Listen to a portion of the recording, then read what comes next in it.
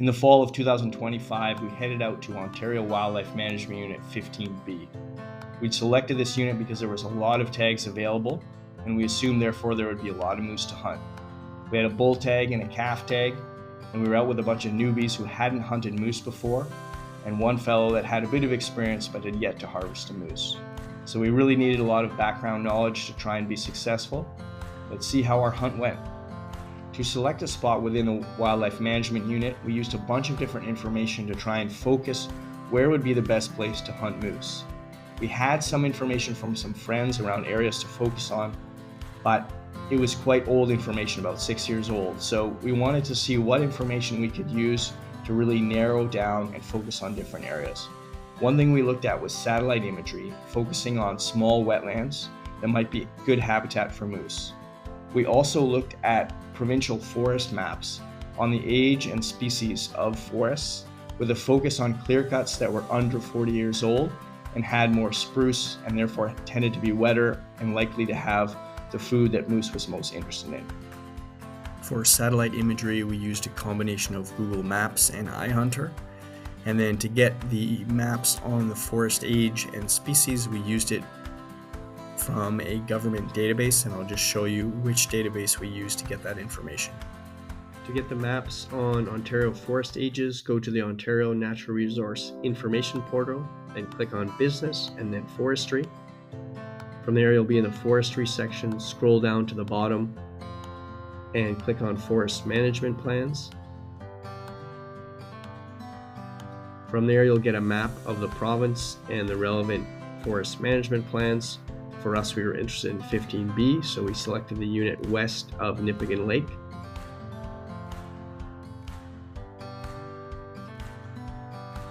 If you then click on that unit, all the information will pop up down below, and you can scroll down to the forest management plan.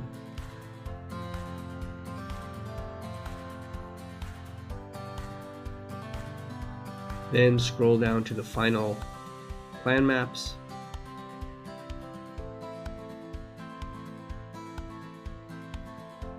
And then you want to look at those ones around landscape. So 02 and 03 are associated with the age of the forest as well as the species composition. So you can either download them or preview them to take a look at this map. We found it quite useful to download them to our phones. Here you can see the species map, and it also has a nice legend down at the bottom that explains what all those colors mean. The same exists for the age map.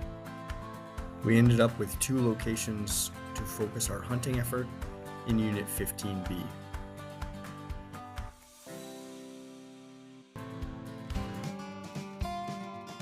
We started hunting on that more western location, and we arrived the day before the opening day of the gun season and had lots of time to set up a nice camp so we could be comfortable for the few days of hunting. On opening day, we split up our hunting party into 2 groups. One headed for the clear cuts and the other headed to the wetlands to look for fresh moose sign and foraging. What we found is that the wetlands really lacked much in the way of forage. There were a few moose that passed through, but it wasn't somewhere they were hanging out and eating. And with the clear cuts, there was tons of forage, but so many other hunters. It was just unbelievable. Everywhere we went, someone would pull in with an ATV or a side-by-side, make a pile of racket and scare everything away. So that was really frustrating, and it really made our hunt particularly challenging. And so we decided after a day or 2 of trying to find moose in wetlands or in different clear cuts to move spots to the second location. We arrived at our second location in the middle of the night. We couldn't see anything. We weren't really sure where we were, and most of the good spots were taken. So we ended up picking the first open clearing we could find. In the morning, we found out that it was a clear cut and one that had a lot of moose sign in it. So we made sure to keep the laneway open for other hunters to hunt if they chose to do so, and also for ourselves. So it was a great spot for campfires and hanging out and doing what makes camping and hunting so great. We paddled along creeks, around lakes. We called at sunrise and sunset, and we walked many kilometers of wetlands and clear cuts, hoping to come across moose. We did find some old signs, some old foraging, some old tracks, an old bed, but nothing fresh. Days on days of searching, but no moose. One morning we found an overgrown trail that led to a beaver pond and wet series of wetlands. As we approached, we found fresh moose sign, super fresh. You could tell the moose was just ahead of us. We could see its tracks heading into a narrow point. We followed, one step at a time, quiet as possible. As the trail narrowed into a canyon, James went to load his gun. Jam. He tried again. Jam. He couldn't load his gun. There was something wrong. No, this was our only chance in so many days. His gun was completely broken. We had to stop the stock and return to the truck to clean it out. By the time we had cleaned it, it was about a half hour later, and the time was gone. The moose would be too far ahead of us. The bull moose was becoming a fading memory. The days started to blur together. Up before sunrise, bed well after sunset, searching. Wetlands, clear cuts, new roads. Check the data, check the maps, trying to find fresh moose sign. But everywhere we went, there was more hunters. They would just show up at the crack of dawn with their ATV and blur past us, ruining our spots. When we would try and get away from them in the wetlands didn't provide the habitat we were looking for. We just couldn't find moose.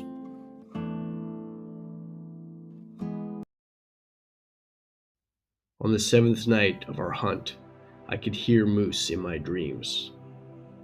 I could hear them walking through the clear cuts and feeding, biting the buds off of poplar saplings and willow, and crunching the leaves under their hooves. At first they sounded so far away, but slowly they got closer and closer as they weaved back and forth across the clear cut. But as I listened, I started to awaken. These moose were not only in my dreams, they were around me. I lifted my body and listened. It was clear that the moose were very close, but it was pitch black. The hunt could not start. But I woke up the rest of the crew. We had to make a plan. By the time hunting hours started, the moose was long gone. I walked around the tent to try and catch their tracks. The moose were only 20 meters from our tent. They probably would have heard us snoring and certainly caught our scent. It didn't seem to bother them much, though. They just kept feeding back and forth through the clear cut. Steve and I went down to the road to see if they crossed and headed down toward the lake. Their tracks were quite obvious in the mud, sharp and fresh. Steve grabbed his gun and we trailed them. We were hoping that the moose would bed down. Like many ungulates, they often feed for a while and then find a nice place to sit with a good view to chew their cud. We were hoping it was sitting on a hillside and we could catch up with it. For hours, we trailed this moose through some of the thickest forest you can imagine. After 3 kilometers, we were about to hit a major creek that we knew we couldn't cross. It was noon, and our chance of catching that moose was basically zero. We gave up the hunt and returned to camp. On the 9th day of our trip, we called it quits. We had made a solid effort in a new area, but unfortunately, we didn't come across a moose. We had a great trip, great time with friends.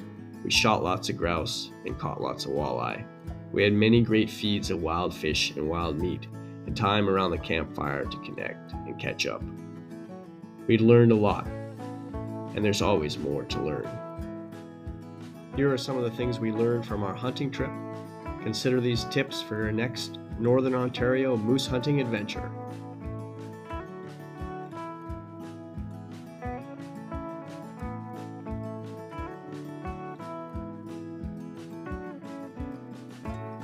Wise use. Educate, inspire, and experience.